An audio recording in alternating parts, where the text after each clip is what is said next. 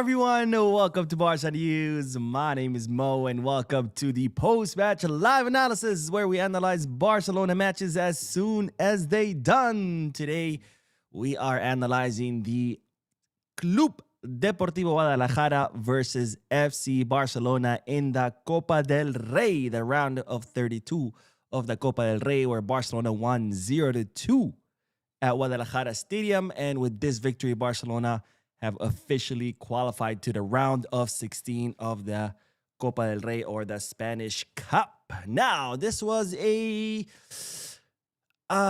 weird match, but at the same time, it wasn't. And what do I mean by that? I mean, it was a weird match because, you're talking about a lower division team that you expect a team like Barcelona to go there, handle business, win by a big margin. But at the same time, not, because this actually has become expected during these rounds. And not just with Barcelona, but with any big teams. These matches, we see them all the time, again, against lower division teams that are supposed to be, on paper, easy teams to beat, but they end up becoming difficult teams to beat. And again, this is not just the case for Barca. This is the case of many of the first division clubs, because we have these teams where, they're playing at their home stadium, small stadiums where the pitch perhaps is not in the best shape, where the crowd is really loud and they're really motivating their team, where the local team, they're highly motivated because, of course, they're playing against a giant, so they want to win, or at least they want to give a good impression. And then, we see this time and time again, right, with these bigger teams, the first division teams struggling against the smaller one, given all these circumstances, difficult pitch, difficult stadium against a highly motivated team that ends up parking the bus and looking for counterattacks. So that's why I said it was a weird match, because you expect Barcelona to win by a big margin, but at the same time, it wasn't a weird match because we see this happen all the time in the round of 32, sometimes even in the round of 16, again, against this lower division teams. But nonetheless, Barcelona were able to pull the victory. The 2 goals, one by Andreas Christensen, another one by Marcus Rashford in stoppage time. And with this, Barcelona are off to the round of 16. Now, let's look at the lineup. As always, I do like to discuss the lineup first, then we'll talk about general sensations of the team, and then we'll talk about individual players. But let's look at the lineup, because today there were a lot of changes in the lineup. Now, first change, of course, Marc-Andre ter Stegen. Now, the big question coming into this match was, who's going to be Hansi Flick's number 2? Because time and time again, Flick has made it clear, hey, my number 1 is Joan Garcia. My number 1 is Joan Garcia. My number 1 is Joan Garcia. He's said it time and time again. But every time he's been asked about who's your number 2, Flick has refused to answer that question. So the big question coming into today's match was, who is the number 2? Because usually the number 2 goalkeeper is the one that starts in the Copa del Rey. And while today, ter Stegen starting in the Copa del Rey, which, of course, does this mean that that's the number 2? Because on one hand, again, the number 2 is the one that always starts in the Copa del Rey. But on the other hand, Szczesny was sick a few days ago. He had a stomach issue. He missed a few trainings. Actually, no, he missed the match against, what's the last match we played? Against, it was also a difficult one. I don't know why I'm blanking on the last match we just played. I literally did the watch along.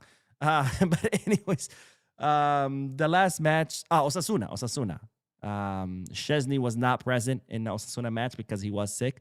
So, of course, the question is, have we gotten the answer to our original question? Is ter Stegen really the number 2? Or was he just starting today because Szczesny maybe is not 100% fit to start? I guess we're going to have to wait a little bit longer to get the final answer. But for now, it looks like ter Stegen is Hansi Flick's number 2 because, of course, Joan Garcia is his number 1. Now, more changes because we saw Marc Casado start in the right-back position. First time seeing him there with the first team in the place, of course, of Jules Koundé. Eric Garcia started in the place of Pau Cubarsí. Andreas Christensen starting in the place of Gerard Martin. And Jofre Torrents starting in the place of Alejandro Balde. So lots of rotations in our defensive line.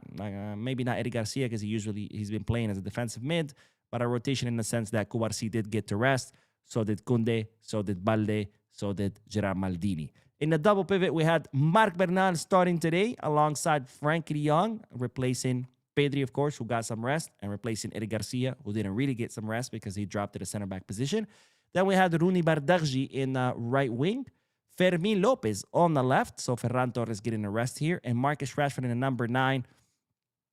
Lewandowski, of course, not fit to start, given that back and hamstring problems. And then Lamine Yamal in the number 10, even though a lot of times Lamine and Rooney Bardghji would switch. Sometimes Lamine would drop to the right wing and Rooney Bardghji would drop to the middle, and then they would swap back and forth. Now, let's talk about the general sensations of the match, because let's be honest, it was a pretty boring match, right? It was a pretty boring match overall, but not boring because this is kind of going to sound a little bit repetitive from the post-match Lavanas against Osasuna, because I said, yeah, the match was boring at many times, but it wasn't because Barcelona were not trying. It's not like because Barcelona were lacking intensity. It's not because Barcelona were lacking any ideas or didn't know what to do. But it was because the same case as the Osasuna match. It was boring because of what Guadalajara did, right? In Osasuna, they parked the bus. Today, Guadalajara did the same thing. In fact, they did it a little bit worse because with Osasuna, they had a line of 5 defenders behind a line of 4 midfielders, and then they had usually 1 attacker up front ready for those long passes. In the case of Guadalajara, they had a line of 5 defenders and a line of 5 midfielders, or not really midfielders, but their attackers would drop with the midfielders. So they had 2 lines of 5. So it wasn't parking a bus, it was parking 2 buses, right? So Guadalajara were pretty much defending with all 11 men. Their plan was cede the field to Barcelona, defend with all 11 men, and then towards the end of the match, advance your lines and try to get a late goal. And that was Guadalajara's plan, and that's exactly what they did. And by the way, they did it to a perfection. I mean, the first half was an absolute monologue by Barcelona. Barcelona were attacking and creating chance after chance after chance, and then attacking. And Guadalajara were just holding steady. You know, those movies where you see a battle scene and the enemy is running, and then you see the soldiers go, hold. That was literally Guadalajara. They did a great job, by the way. Great job in defending. I really thought that by the time the second half would roll around, they would be absolutely exhausted, because the amount of effort that they had to put in the defending they were doing, it was monumental. And yet, the second half, they were still going, because I mean, they were chasing the ball. They were chasing players. They were doing 1v1 marking. I mean, Lamine Yamal would get the ball. As soon as he would get it, there would be 3 or 4 guys on him. So the effort that took for Guadalajara to pull off this kind of defending was monumental. And yet, in the second half, they were still going. I really thought by the 60th minute, they would be completely exhausted, but they weren't. So kudos to Guadalajara, which is not an easy task to be, with the players that you have, to be able to defend like that and hold on to a 0-0 draw until, the 72nd or 75th minute against FC Barcelona, a team that's 2 or 3 divisions higher than you. By the way, they are in the relegation zone of their division. So, you're talking about the bottom of the bottom of the bottom, and yet they were able to hold off Barcelona's incessant attacking all through the first half. Again, it was an absolute monologue by Barcelona all through the entire first half. Second half started with a clear chance by Marcus Rashford, 1v1 against the goalkeeper, and he missed it. Again, the same thing I said when Ferran Torres missed that chance against Chelsea. This is not something that Rashford could be doing, okay? If you want Barcelona to pay 30 million euros for you, you cannot be missing a 1v1 against the goalkeeper, against a team that's 3rd or 4th division. I can't even remember what division Guadalajara are. No, absolutely not. Missed a clear chance. There was another chance where a cross to him, also in front of a goal. He also missed it. And then finally came the header by Andreas Christensen during a moment where it was getting a little bit complicated, because Barcelona during the second half at the beginning, it was also another monologue where Barcelona were attacking. But then after that, Guadalajara kind of advanced their lines, and it became a little bit chaotic for Barcelona. Barcelona lost a little bit control of the match. That's when Hansi Flick had to do substitutions, had to bring in your regular starters, like Pedri came on, Koundé came on, Balde came on, and then Barcelona kind of retook control of the match. But there were a few minutes when Guadalajara were really causing some problems. That's when Ter Stegen had to step up, had 2 clear saves. Up to that point, really, Ter Stegen hadn't had much work. In fact, he was just another spectator, because it was just Barcelona attacking. But then once Guadalajara started attacking and Barcelona kind of lost a little bit control of the match, Ter Stegen came through with 2 clutch saves. Thankfully, Thankfully, because if I think if Guadalajara had scored a goal, we would have been in big trouble because then Guadalajara would have closed their lines again and it would have been again impossible to score.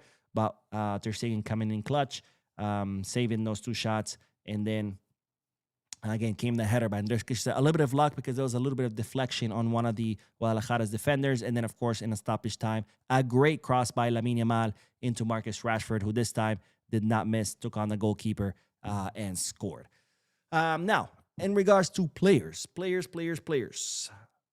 we got to say, Andreas Christensen, phenomenal match by Andreas Christensen. Really, really good in his defensive duty, very decisive, reading the plays, intercepting passes, winning the duels in 1v1, really good in the air balls. I mean, he was just overall an incredible match by Andreas Christensen. Of course, at the same time, to be fair, it is a third or fourth division team. I mean, you expect this kind of performance, but nonetheless, I think given the incredible minutes that Christensen gave us, I think he made a clear statement that if you need to rotate Pau Cubarsí, Christensen is there, right? We've always seen Cubarsí being rotated with Araujo or Araujo playing next to Cubarsí. I think right now, to me, Christensen is performing much better than Araujo. I mean, Araujo's not even in the picture because he's still on his spiritual trip or whatever the hell he's doing. But I think Christensen, making it clear today that he is ahead of Araujo in the pecking order. Very, very clear. Jofre Torrens, I liked his minutes. I really did. First half, I think he was really good in the attack. I saw him not make a player. I saw him dribble past several players. I liked the minutes by Jofre Torrens. I liked the minutes by Marc Bernal.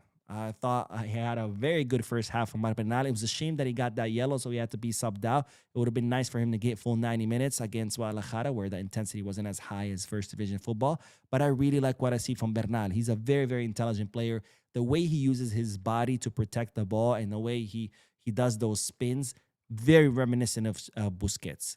Very, very reminiscent of Busquets. Except, of course, Bernal has the advantage that not only is he tall like Busquets, but he's also, he's buff. He has muscles on those bones. It's not like Busquets, who was, a twig. But, his movement, he's very agile on his feet. Despite being very tall and big, he's still very agile on his feet like Busquets. Busquets was incredibly tall, and you expect someone that tall to be a little bit clumsy.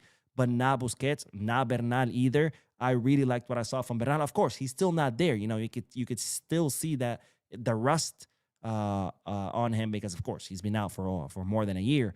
But I really like what I saw, and I think Bernal, we have our future there. The future of our midfield is in the boots of Marc Bernal. Besides that, I don't know if there's anything more to say. Fermin Lopez wasn't really his best of matches, but again, he was playing as a left wing. As you know, that's not really a strong spot for him. He's more of an attacking mid. Lamine Yamal was Lamine Yamal. He was trying in the whole game.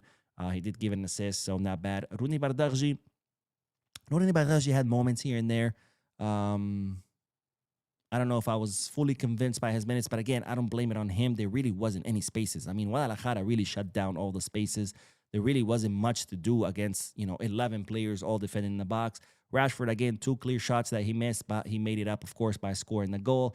So overall, it's a match that you kind of expect in this phase of the Copa del Rey against a smaller team that just parks the bus and defends in their own stadium with all the crowd supporting them. Barcelona tried. I didn't see any lack of intensity by the team. I didn't see the team at any moment give up or get nervous. They continued trying until eventually the goals came. So important victory. Barcelona are off to their round of 16, and that's all I got to say. Let's do some comments, and then we'll end the live. Then, of course, there will be a video later tonight, so stay tuned to the channel. Let me put my glasses on because I'm an old man. But let's see. Street Fighter said we needed a goal, but Flick brought on 4 defenders. Are you talking about like when we started, or when exactly were we talking about? Poya Sia says ugly win. I don't think so. I don't think it was an ugly win. I think that's the kind of win that you get against these kind of teams. I mean, they were literally defending with all 11 players. Usually when teams park the bus, they keep 1, maybe 2 guys up front for those long passes. These guys had nobody. They were literally defending with all 11 players. I mean, it was absolutely crazy. But kudos to them. I think that they did a really good job with their defending. I mean, talk about team effort, right? This is what we talk about. Well, not now, because Barcelona now are finally playing like a team again. But before, when I was complaining about Barcelona not playing as a team, this is what we want to see, right? Which is pretty much what Guadalajara did. I mean, it was team effort. I mean, talk about everybody sacrificing and everybody playing until their legs were about to give out. I mean, everybody was defending, everybody was helping, everybody was working together. I mean, really great team effort by Guadalajara. So kudos to them. El Ral says, yo, Mo, some Barca fans are blaming Yamal for Rafinha not getting the FIFA Best Awards. They know players, managers are the ones who vote, but they purposely delude themselves that it's fans. I haven't seen anything, but at the same time, I haven't been on social media today. I was working all day. I watched the match, kept working, and now I'm doing this. Let me see. Herbert says, park the bus tactics suck. They do. I mean, it's not really entertaining. They make football very boring. But can you blame them? I mean, we're talking about, all right, which division they're in, because this is going to drive me crazy. CD Guadalajara. Let's see. Oh, no, wait. It showed me the other Guadalajara, the Mexican Guadalajara. Guadalajara, Spain. Football. I thought it was. Let me see. There we go. Club Deportivo Guadalajara, Spain. They are. Which division they're in? Let me see. Primera Federación, Group 1. Is that where they are? Yeah, they're in Primera Federación, which is the third. So they are in third division. So yes, it is boring. Don't get me wrong. But you're talking about a third division team who probably, if you added up the salaries of their entire club, all the players, the subs, the coaches, the staff, the scout, well, I don't even think they have scouts.